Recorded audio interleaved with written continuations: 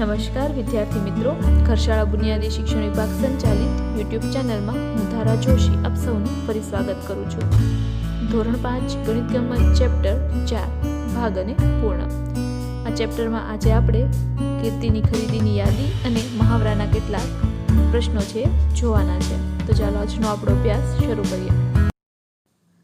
હવે અહીં તમે સ્ક્રીન પર જોઈ શકો છો કીર્તિની ખરીદીની યાદી. પીળા રંગની ભાવની યાદી જુઓ. અહીં પીળા રંગથી એક કોષ્ટક આપ્યું છે જેમાં વસ્તુ અને એની સામે એના 1 કિલોના ભાવ લખેલા છે. જેમ કે ટમેટા તો કે 12 રૂપિયા કિલો, બટેટા તો કે 10 રૂપિયાના કિલો, ડુંગળી 16 રૂપિયાની કિલો, ગાજર જે છે એ 18 રૂપિયાના કિલો અને દૂધી 8 રૂપિયાની કિલો છે. એવું અહીં એક બોર્ડ લગાડેલું છે.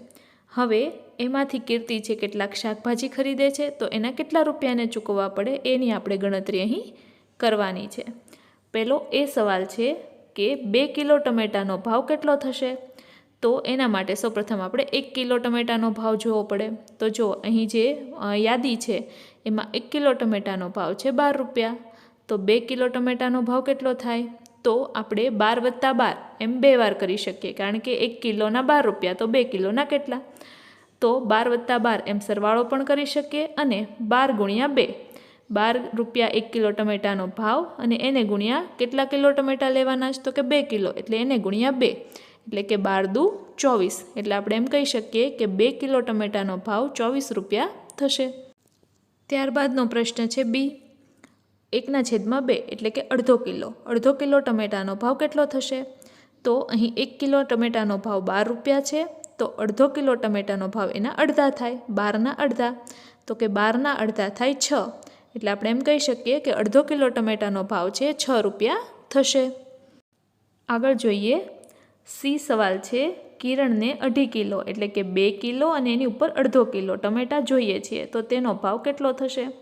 તો આપણને આગળ ખ્યાલ છે એમ 2 કિલો અને અડધો કિલો આ બંનેનો ભાવ આપણે આગળ જોઈ ગયા છીએ. એ રીતે આપણે એનો સરવાળો કરી શકીએ. હવે સૌ પ્રથમ 2 કિલો, તો આપણને ખ્યાલ છે એ રીતે કે 1 કિલો ટમેટાનો ભાવ 12 રૂપિયા તો 2 કિલો ટમેટાનો ભાવ થશે 12 દુ 24 રૂપિયા. એ જ રીતે અડધો કિલો ટમેટાનો ભાવ કેટલો? તો કે 1 કિલોના 12 રૂપિયા તો અડધાના એના અડધા એટલે કે 12ના અડધા થાય 6 રૂપિયા.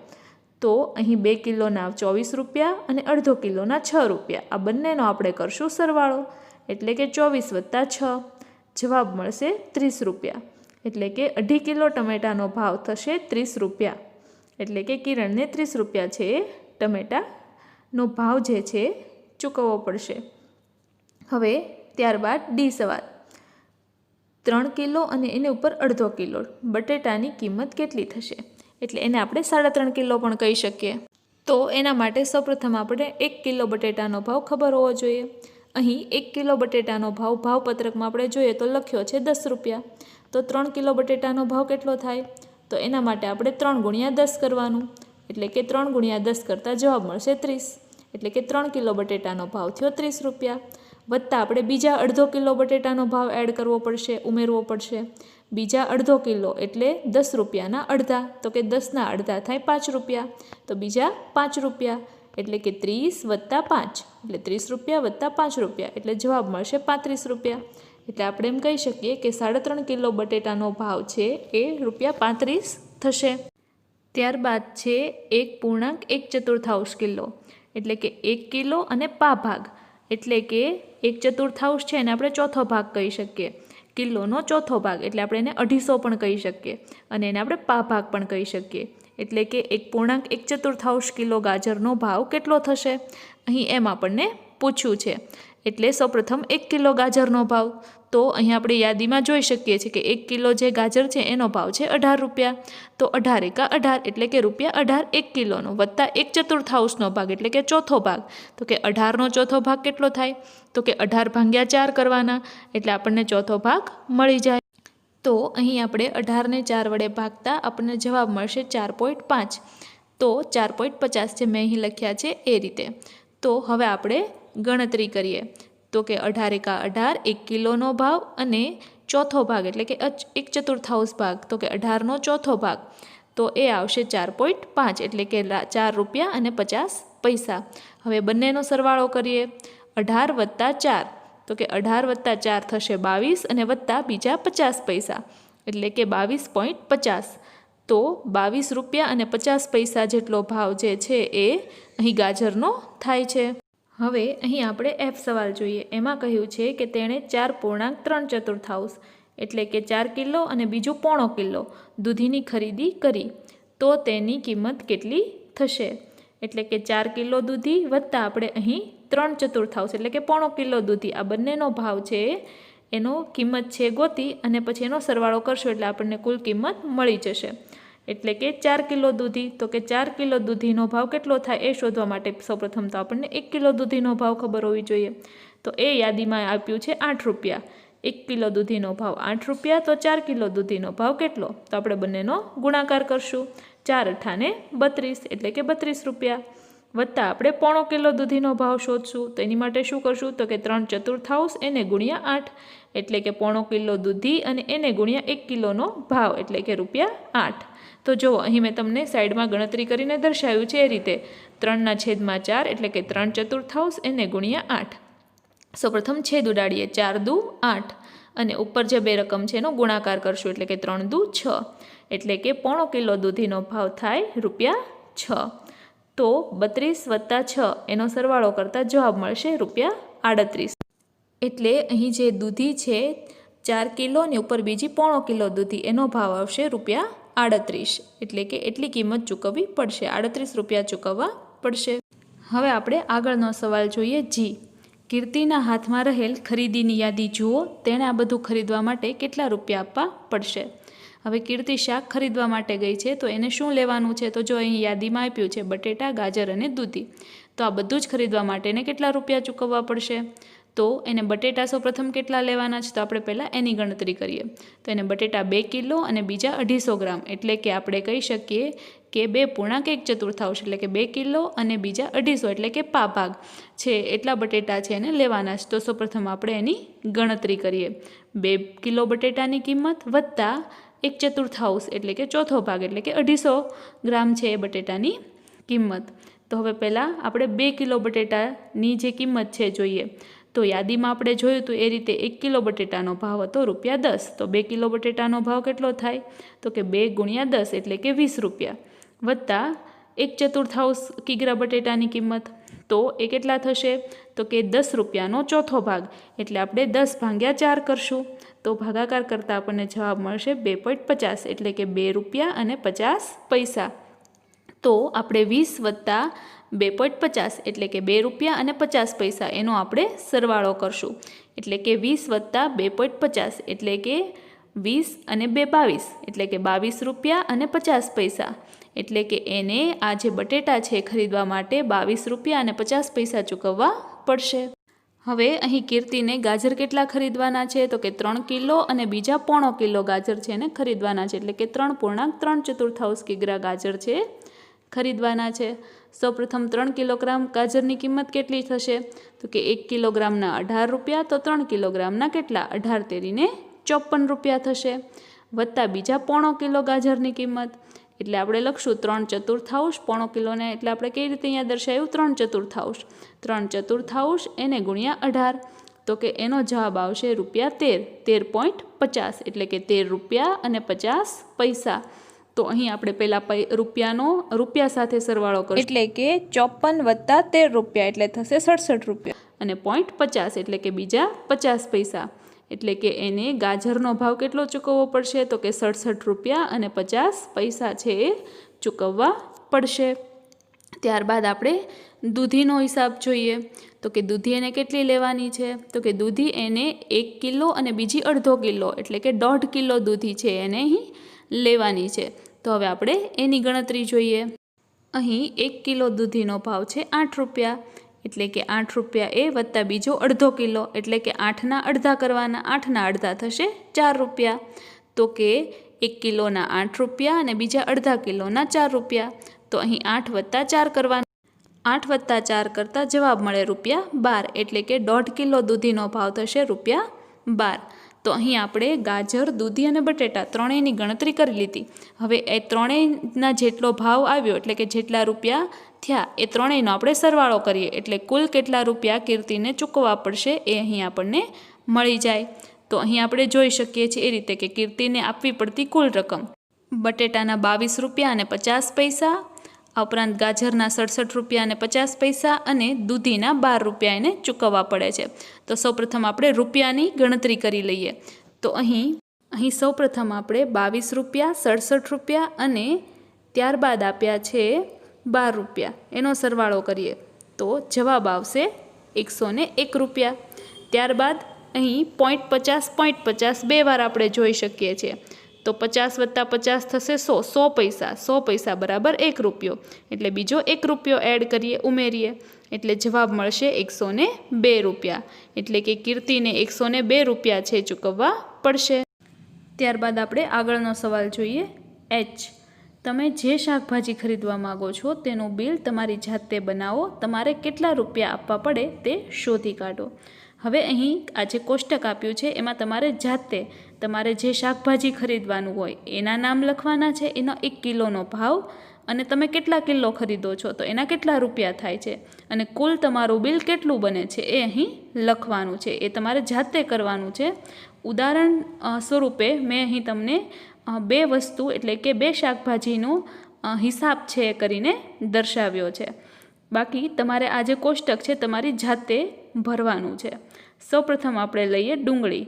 તો કે ડુંગળી છે એ 2 કિલોગ્રામ ખરીદવાની છે અને એનો 1 કિલોનો ભાવ કેટલો છે તો કે ₹15.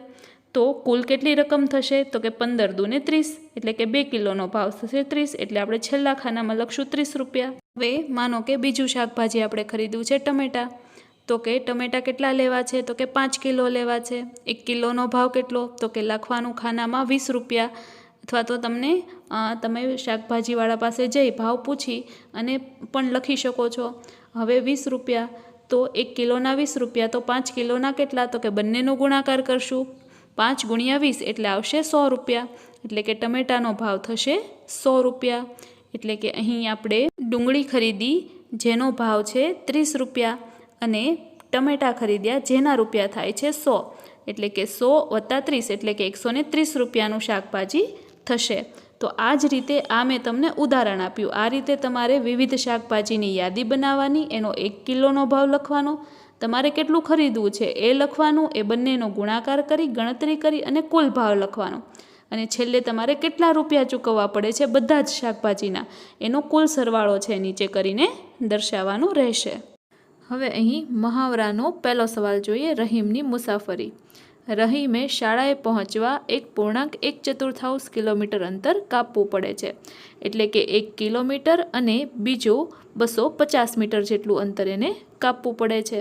તેણે શાળાએ જવા અને ત્યાંથી ઘરે પાછા આવવા માટે કુલ કેટલું અંતર કાપવું પડે એ આપણે અહીં શોધવાનું છે. એટલે કે અહીં આપણને એક જવા માટેનું અંતર આપેલું છે 1 કિલોમીટર અને ઉપર 250 મીટર એટલું અંતર એને કાપવું પડે છે. તો એટલું એ જાય છે અને પછી ફરી પાછો એટલું જે પાછો આવે છે, તો આપણે એને 2 વાર ગણતરીમાં લેવું પડશે.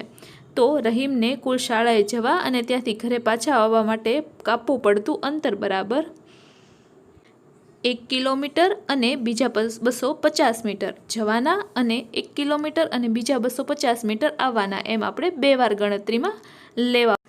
અહીં જે રીતે મેં તમને ગણતરી કરીને આપી છે એ રીતે રહીમને કુલ શાળાએ જવા અને ત્યાંથી ઘરે પાછા આવવા માટે કાપવું પડતું કુલ અંતર બરાબર, એટલે કે 1.1 કિલોમીટર એને ગુણ્યા 2. હવે 1 કિલોમીટર વત્તા 1/4 કિલોમીટર એને ગુણ્યા 2 કરશું, એટલે કે 1 કિલોમીટર ગુણ્યા 2 કરશું વત્તા આપણે 1/4 ગુણ્યા પણ 2 કરશું, એટલે 1 ગુણ્યા 2 એટલે કે 2 એકા 2, એટલે કે 2 કિલોમીટર એ વત્તા 1/4 એને ગુણ્યા 2 કરશું એટલે જવાબ આવશે 2/4. 2/4 છે એનો છેદ ઉડાડીએ એટલે 2 એકા 2, 2 દુ 4, એટલે કે અડધું, બીજા અડધો કિલોમીટર. એટલે અહીં આપણે કહી શકીએ કે 2 કિલોમીટર ને બીજો અડધો કિલોમીટર, એટલે કે 2.5 કિલોમીટર જેવું અંતર છે એ રહીમને કાપવું. અહીં જો આપણે સરળતાથી ગણતરી કરીએ તો 1 કિલોમીટર જવાનું અને 1 કિલોમીટર આવવાનું, 2 કિલોમીટર એ અને બીજો 1/4 ભાગ જવાનું અને 1/4 ભાગ આવવાનું, એની ગણતરી કરીએ એટલે બીજો અડધો કિલોમીટર થાય. એટલે અહીં 2 કિલોમીટર અને બીજો અડધો કિલોમીટર એટલે કે 2.5 કિલોમીટર જેટલો રસ્તો છે એ રહીમને શાળાએ જવા અને શાળાએથી પાછો આવવા માટે કુલ કાપવો પડે છે. હવે મહાવરાનો બીજો સવાલ છે, કયા સિક્કા? લતાએ 7 રૂપિયા અને 50 પૈસામાં એક પેન્સિલ અને એક પેન ખરીદી અને એણે દુકાનદારને 10 રૂપિયા આપ્યા. તો દુકાનદારે એને 50 પૈસા અને 1 રૂપિયાના કેટલા સિક્કા પાછા આપ્યા હશે? તેને કેટલા સિક્કા પાછા મળ્યા હશે? તો ચાલો આપણે ગણતરી કરી અને જોઈએ. હવે પેન્સિલ અને પેનની કિંમત થાય છે 7 રૂપિયા અને બીજા 50 પૈસા અને એણે દુકાનદારને કેટલા આપ્યા? તો કે 10 રૂપિયા. તો હવે દુકાનદારને પાછી આપવી પડતી રકમ એટલે કે 10 રૂપિયામાંથી દુકાનદાર 7 રૂપિયા અને 50 પૈસા લેશે, બાકીના પૈસા એને પાછા આપશે. તો કે 10 રૂપિયામાંથી 7 રૂપિયા જાય એટલે વધે 3 રૂપિયા. હવે બીજા 50 પૈસા પણ દુકાનદારને લેવાના છે એટલે 3 રૂપિયામાંથી એ 50 પૈસા લે એટલે વધે 2 રૂપિયા અને 50 પૈસા. તો એણે લતાને એટલે કે દુકાનદારે લતાને 2 રૂપિયા અને 50 પૈસા પાછા આપવાના થશે. તો અહીં દુકાનદાર 2 રૂપિયા અને 50 પૈસા પાછા આપવા માટે કેટલા 50 પૈસાના સિક્કા આપશે અને કેટલા 1 રૂપિયાના સિક્કા આપશે? તો દુકાનદાર 50 પૈસાનો એક સિક્કો અને 1 રૂપિયાના 2 સિક્કા એમ એને આપે, અથવા તો એ 50 પૈસાના એને 3 સિક્કા અને 1 રૂપિયાનો 1 સિક્કો એમ પણ એ આપી શકે. જો 50 પૈસાનો 1 સિક્કો અને 1 રૂપિયાના 2 સિક્કા આપે તો પણ એ 2 રૂપિયા અને 50 પૈસા પાછા આપે છે, અને 50 પૈસાના 3 સિક્કા આપે અને રૂપિયાનો 1 સિક્કો આપે તો પણ એ 2 રૂપિયા અને 50 પૈસા છે એ લતાને પાછા આપે છે. હવે અહીં મહાવરાનો છેલ્લો સવાલ છે, રેલવે સ્ટેશનમાં. હવે મેંગલોરથી તિરુવનંતપુરમ જવા માટે જે મેંગલોર એક્સપ્રેસ છે એ આજે અડધો કલાક મોડી આવશે. હવે રેલગાડી છે મોડી આવી રહી છે, નિયત સમય એટલે કે રોજ કેટલા વાગે આવે છે? તો કે રોજ 6:45 વાગે એ આવી જાય છે. તો અહીં આપણને 3 સવાલ કર્યા છે, એના આપણે જવાબ આપવાના છે. પહેલો સવાલ છે કે આજે રેલગાડીનો આવવાનો અંદાજિત સમય કયો હશે? હવે રોજ 6:45 આવે છે અને આજે એ અડધો કલાક મોડી છે એટલે 6:45થી આપણે અડધો કલાક વધારે ગણવાનો છે. તો કે 6:45 થી 7 15 મિનિટ અને 7 થી 7:15 બીજી 15 મિનિટ એટલે કે 15 + 15 એટલે કે 30 મિનિટ એટલે કે અડધો કલાક થશે. એટલે આપણે એમ કહી શકીએ કે આજે જે રેલગાડી છે એનો આવવાનો અંદાજિત સમય છે 7 કલાક અને 15 મિનિટ એટલે કે 7:15 છે એ રેલગાડી આજે આવશે. હવે અહીં બીજો સવાલ છે કે નાઝિયા આ સ્ટેશનથી 2.5 કલાક એટલે કે 2 કલાક અને બીજો અડધો કલાક પછી બીજા સ્ટેશન પર ઉતરશે તો તે કેટલા વાગે ઉતરશે? હવે આજે જે મેંગલોર એક્સપ્રેસ છે એ અડધો કલાક મોડી છે એટલે કે 7:15 વાગે આવવાની છે. ત્યારબાદ આપણે 2.5 કલાક ગણી લઈએ એટલે બીજા સ્ટેશને કેટલા વાગે ઉતરશે એ આપણે જાણી શકીએ. તો કે 7:15 થી 8:15 1 કલાક, 8:15 થી 9:15 2 કલાક અને વત્તા એમાં આપણે અડધી કલાક ઉમેરશું એટલે કે 9:15 એટલે કે 9:15 9:15માં આપણે બીજી 30 મિનિટ ઉમેરીએ એટલે કે અડધો કલાક ઉમેરીએ તો થાય 9:45 એટલે કે 9:45 એટલે કે 9:45 વાગે છે એ બીજા સ્ટેશન પર ઉતરશે. જો અહીં મેં તમને સરવાળો કરીને દેખાડ્યો છે, 7.25 કલાક વત્તા 2 કલાક ને 30 મિનિટ એટલે કે અડધી કલાક એને આપણે ઉમેરવાની છે. તો કલાકમાં કલાક અને મિનિટમાં મિનિટ ઉમેરવાની, 7માં 2 કલાક ઉમેરવાની એટલે 9 કલાક અને 15 વત્તા 30 મિનિટ આ બંનેનો સરવાળો કરો એટલે આવે 45 મિનિટ એટલે કે 9 કલાક અને 45 મિનિટે છે નાઝિયા બીજા સ્ટેશન પર ઉતરશે. ત્યારબાદ સી સવાલ, સાજીને આ રેલગાડીથી એર્નાકુલમ પહોંચવા માટે 5 કલાક લાગે છે, તે કેટલા વાગે પહોંચશે? હવે આજે છે ટ્રેન મોડી છે એટલે કે 7:15 ટ્રેન આવશે અને ત્યાંથી 5 કલાક ગણી લેવાના. એટલા વાગે સાજી છે એ એર્નાકુલમ પહોંચશે. તો કે 7:15 થી 8:15 9:15 10 11 અને 12:15 એટલે કે 12 કલાક અને 15 મિનિટે એ એર્નાકુલમ છે પહોંચશે. હવે અહીં આપણે ગણતરી કેવી રીતે કરશું? તો કે કલાકમાં કલાક ઉમેરશું, 7 + 5 7:15 ટ્રેન આવવાની છે એટલે 7 + 5 એટલે કે 7 + 5 12 કલાક અને બીજી 15 મિનિટ એટલે આપણે એમ કહી શકીએ કે 12 કલાક અને 15 મિનિટે છે એ સાજી છે એ એર્નાકુલમ છે પહોંચશે એમ આપણે અહીં કહી શકીએ. વિદ્યાર્થી મિત્રો, આ સાથે આપણું આ જે ચેપ્ટર છે ભાગ અને પૂર્ણ અહીં પૂરું થાય છે. આ ચેપ્ટરમાં તમે જે કાંઈ શીખ્યા છો અને આ ચેપ્ટરના 5 વિડીયો છે એ મુકાયેલા છે. એનો વારંવાર પુનરાવર્તન કરી અને સારી રીતે એનો અભ્યાસ કરજો. જરૂરી માહિતી છે એ તમે પાકી નોટમાં છે એ સાથે સાથે લખતા રહેજો.